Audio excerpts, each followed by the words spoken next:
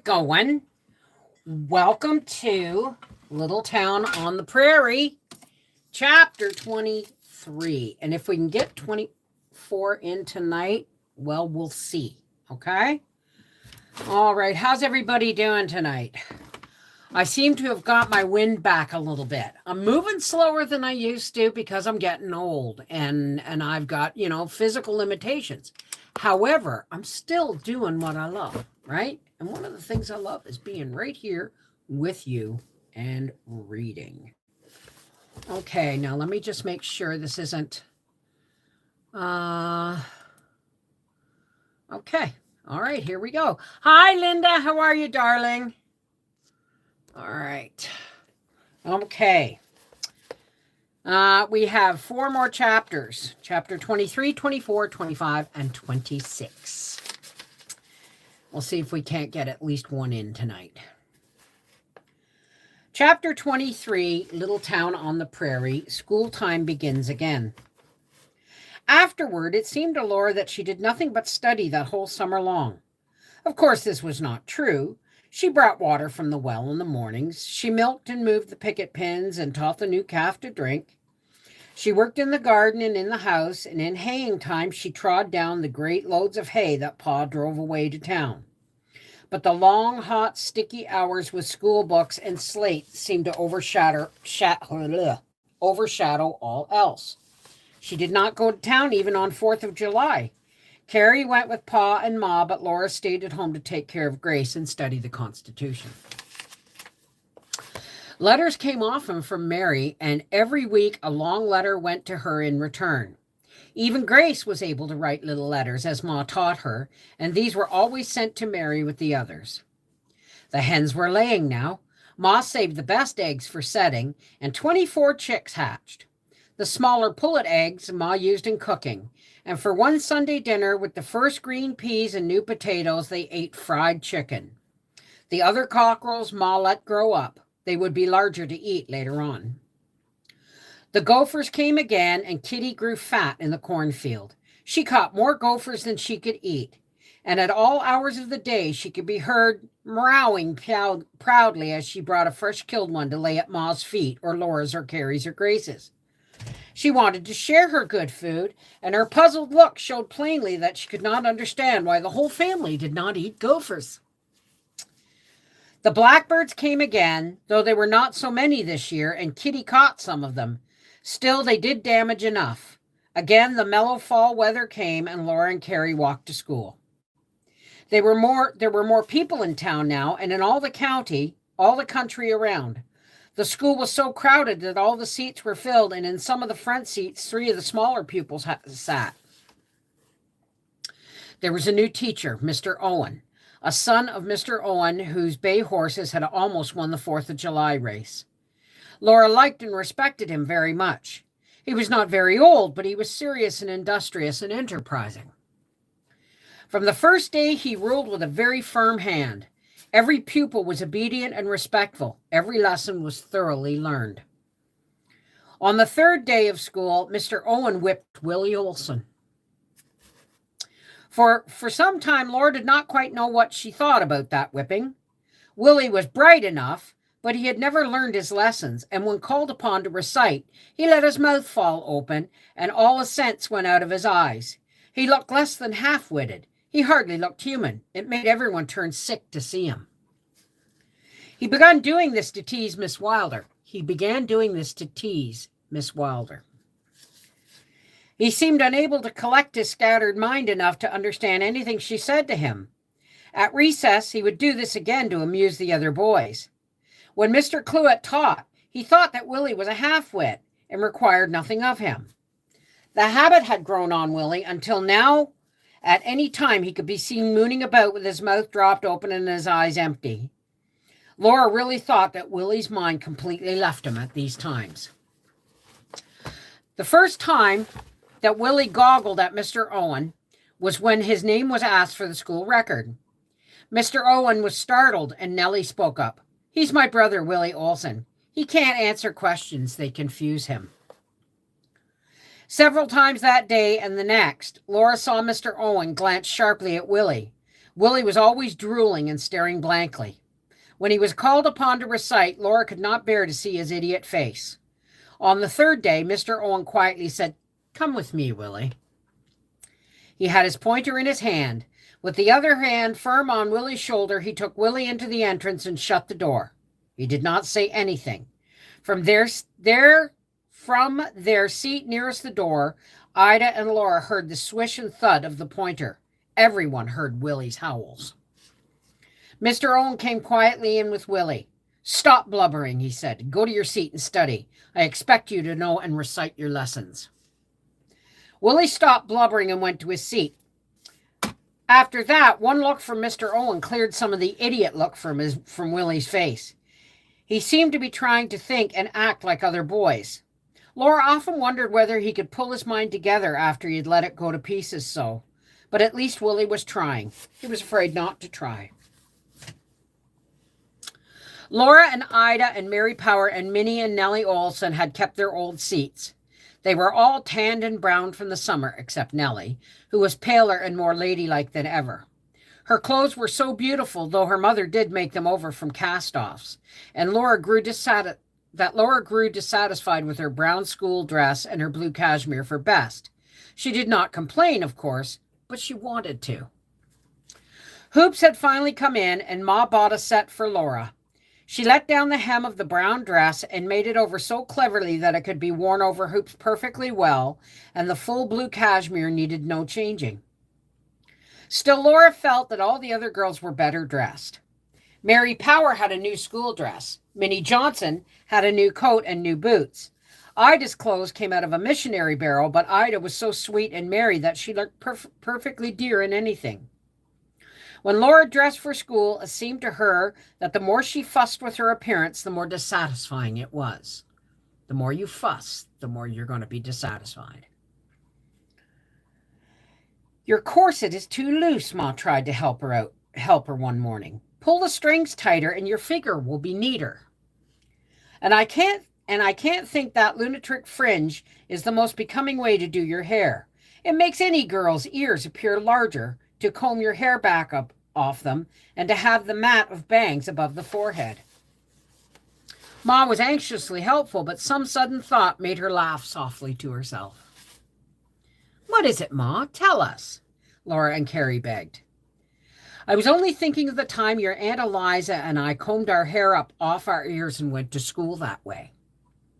The teacher called us up in front and shamed us before the whole school for being so unladylike and bold as to have our ears being seen." Ma laughed softly again. "Is that the reason you always wear those soft wings of hair down over your ears?" Laura cried. Ma looked a little surprised. "Well, I suppose it is," she answered, still smiling. On the way to school, Laura said, "Carrie, do you know I've never once seen Ma's ears?" "I have nice ears." "They're probably pretty ears, too," said Carrie. "You look like her, and your ears are little and pretty." "Well," Laura began, and then she stopped and spun around and around, for the strong wind blowing up against her always made the wires of her hoop skirt creep slowly upward under her skirts until they bunched around her knees. Then she must whirl around until the wires shook loose and spiraled down to the bottom of her skirts, where they should be. As she and Carrie hurried on, she began again. "I think it was silly the way they dressed when Ma was a girl, don't you?" "Drat this wind." Here's the oxymoron of the statement, she exclaimed as the hoops began creeping upward again. Quietly, Carrie stood by while Laura whirled. "I'm glad I'm not old enough to have to wear hoops," she said. "They'd make me dizzy." "They are rather a nuisance," Laura admitted. "But they are stylish, and when you're my age, you'll want to be in style." Living in town was so exciting that fall that Pa said there was no need for literaries. There was church every Sunday, prayer meeting every Wednesday night. The Ladies' Aid planned 2 sociables, and there was talk of a Christmas tree. Laura hoped there'd be one, for Grace had never seen a Christmas tree. In November, there was to be a week of revival meetings at the church, and Mr. Owen and the school board, with the school board's approval, was planning a school exhibition.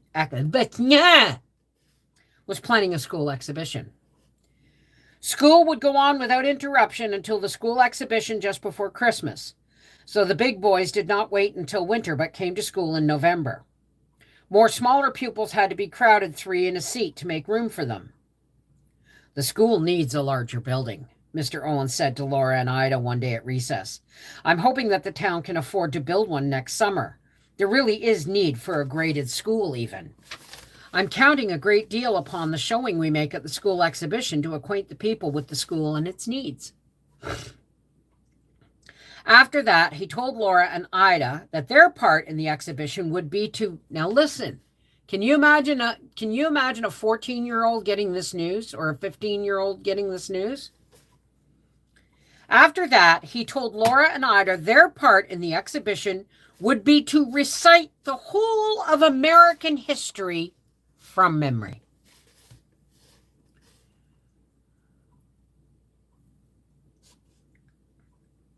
Oh, do you think we can do it, Laura? Ida gasped when they left. Oh, yes, Laura answered. You know we like history. Well, I'm glad you've got the longer part anyway, said Ida. I've only got to remember from John Quincy Adams to Rutherford B. Hayes. But you've got all that about the discoveries and the map and the battles and the Western Reserve and the Constitution. My, I don't know how you ever can. It's longer, but we've studied it more and reviewed it oftener, said Laura. She was glad to have that part. She thought it more interesting. The other girls were talking eagerly about the revival meetings. Everyone in town and from all the nearby country would go to them. Laura did not know why, for she had never been to a revival meeting. But when she said she would rather stay home and study, Nellie exclaimed in horror. Why, people who don't go to revival meetings are atheists. The other girls did not say a word in Laura's defense, and Ida Brown's eyes pleaded anxiously when she said, You are coming, aren't you, Laura? The revival meetings would last a whole week. Okay, this is a really long chapter. So, and I'm going to be, okay, this is only one chapter tonight. The revival meetings would last a whole week, and besides the daily lessons, there was the school exhibition to prepare for. Monday night, Laura hurried home from school to study till supper time. She thought about history while she washed the dishes and snatched a little time with her books while Pa and Ma were dressing. Hurry, Laura, or we'll be late. It's church time now, said Ma. Standing before the glass, Laura hurriedly set her darling brown velvet hat evenly on her bangs and fluffed them out. Ma waited by the door with Carrie and Grace. Pa shut the stove's draft and turned down the lamp wick. Are you ready? He asked. And then he blew out the lamp. But by his lantern light, they all went out, and he locked the door. Not a window on Main Street was lighted. Behind Fuller's Hardware, the last lanterns were bobbing across the vacant lots towards the brightly lighted church, and wagons, buggies, and blanketed horses stood thick in the shadows around it. The church was crowded and hot from the dazzling lamps and the coal heater. Graybeards sat close to the pulpit. Families were in the middle seats, and young men and boys filled the back seats. Laura saw everyone she knew and many strangers. Pa led the way up the aisle looking for a vacant place. He stopped next to the front seat with Ma and Grace, and then Carrie and Laura edged past knees and sat down. Reverend Brown rose from his chair behind the pulpit and gave out a hymn, number 154. Mrs. Brown played the organ, and everyone stood up and sang. Patrons, Sassy Saturday may be about 15 minutes late. I didn't realize how long this chapter was. There were 90 and 9 that safely lay in the shelter of the fold, but one was out on the hills away, far from the gates of gold, away on the mountain wild and bare, away from the tender shepherd's care. If a revival meeting could be nothing but singing, Laura would have loved it, though she felt that she should be studying, not wasting time in enjoyment. Her voice rose clear and true as Pa's as they sang, Rejoice, for the Lord brings back his own. Then the long prayer began. Laura bent bent her head and closed her eyes while Reverend Brown's harsh voice sing-songed on and on. It was a great relief to stand up at last and sing again. This was a hymn with a dancing swing and a throbbing beat. Sowing the seed by daylight fair, sowing the seed by noonday's glare, sowing the seed by fading light, sowing the seed by the solemn light. Oh, what shall the harvest be? Oh, what shall the harvest be? Reverend Brown's preaching went on with the throbbing and the swinging. His voice rose and fell, thundered and quivered. His bushy white eyebrows raised and lowered. His fist thumped the pulpit. Repent ye, repent while there's still time to be saved from damnation. Chills ran up and down Laura's spine and over her scalp. She seemed to feel something rising from all those people, something dark and frightening that grew and grew under that thrashing voice. The words no longer made sense. They were not sentences. They were only dreadful words. For one horrible instant, Laura imagined that Reverend Brown was the devil. His eyes had fires in them.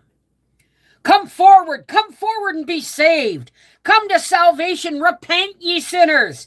Stand up and sing, O lost lambs. Flee from the wrath. Pull for the shore. His hands lifted them all to their feet, and his loud voice sang, Pull for the shore, sailor, pull for the shore. Come, his voice roared through the storm of singing, and someone, a young man, came stumbling up the aisle. Heed not the stormy winds, though loudly they roar. Bless you, my sinning brother. Down on your knees, and God bless you. Are there any more? Any more? Reverend Brown was shouting, his voice roaring again into the song, Pull for the Shore. The first words of that hymn made Laura want to laugh. She remembered the tall, thin man and the pudgy little one so solemnly singing it, and all the storekeepers popping from the torn screen doors. Now she felt that all the noise and excitement was not touching her. She looked at Pa and Ma. They were quietly standing and quietly singing while the dark, wild thing that she had felt was roaring all around them like a blizzard. Another young man and then an older woman went forward and knelt. Then church was over, yet somehow not over. People were pressing forward to crowd around those three and wrestle for their souls in a low voice, Pa said to Ma. Come on, let's go. He carried Grace down the aisle toward the door. Ma followed with Carrie, and behind her, Laura followed close. In the back seats, all the young men and boys stood watching the people passing by. Laura's dread of strangers came over her, and the open door ahead seemed a refuge from her eyes. She did not notice a touch on her coat sleeve until she heard a voice saying, May I see you home? It was Almanzo Wilder. Laura was so surprised that she could not say a word. She could not even nod or shake her head. She could not think. His hand stayed on her arm, and he walked beside her through the door. He protected her from being jostled in the crowded entry.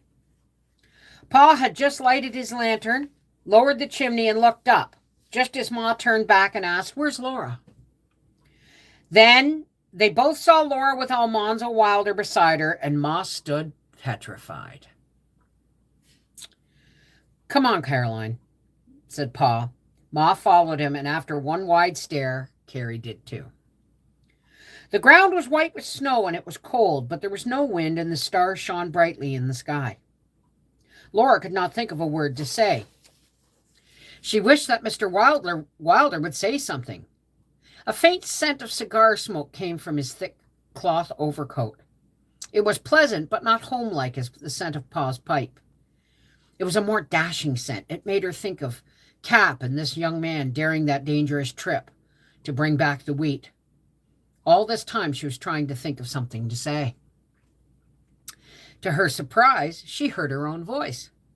Anyway, there's no blizzard. No, this is a nice winter, not much like the hard winter, he said. Again there was silence, except for the crunch of their feet on the snow-covered path. On Main Street, dark groups hurried homeward with lanterns that cast big shadows.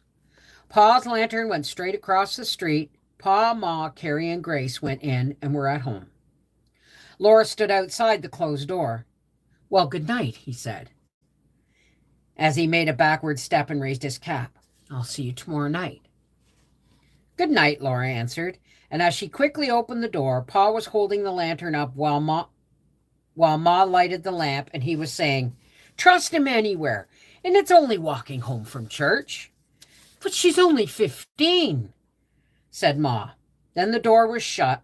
Laura was inside the warm room. The lamp was lighted, and everything was right. Well, what do you think of your revival meeting? Pa asked, and Laura answered, It isn't much like Reverend Alden's quiet sermons. I like them better. So do I, said Pa. And then Ma said it was past bedtime. Several times the next day, Laura wondered what young Mr. Wilder had meant by saying he would see her that night. She did not know why he had walked home with her. It was an odd thing for him to do, for he was a grown-up. Now, folks, whatever they say his age was, he's 2 years younger. Because remember, he lied to get the homestead. He was 19. He was not 21. So, but he never changed that. Everyone says, he's 10 years older. No, he's 8 years older than her. Okay? Because he never changed the story in case he got legally hammered for it in life, later in life. He had been a homesteader for a few years, so he must be at least 23 years old. He was 21, and she was 15, so he's 6 years older than her. And he was Pa's friend more than hers. That night in church, she did not mind the sermon at all. She only wished she need not be there when so many people all together grew so excited. She was glad when Pa said, Let's go. Almanzo Wilder stood in the line of young men near the door, and Laura was embarrassed. She saw now that several young men were taking young ladies home. She felt her cheeks flush, and she did not know where to look. Again he asked, May I see you home? And this time she answered politely, Yes. She had thought what she would have said last night, so now she spoke about Minnesota. She had come from Plum Creek, and he had come from Spring Valley. But before that, he had lived in New York State near Malone. Laura thought she kept the conversation going quite well, until they reached the door where she could say, Good night. Every night that week, he saw her home from the revival meeting.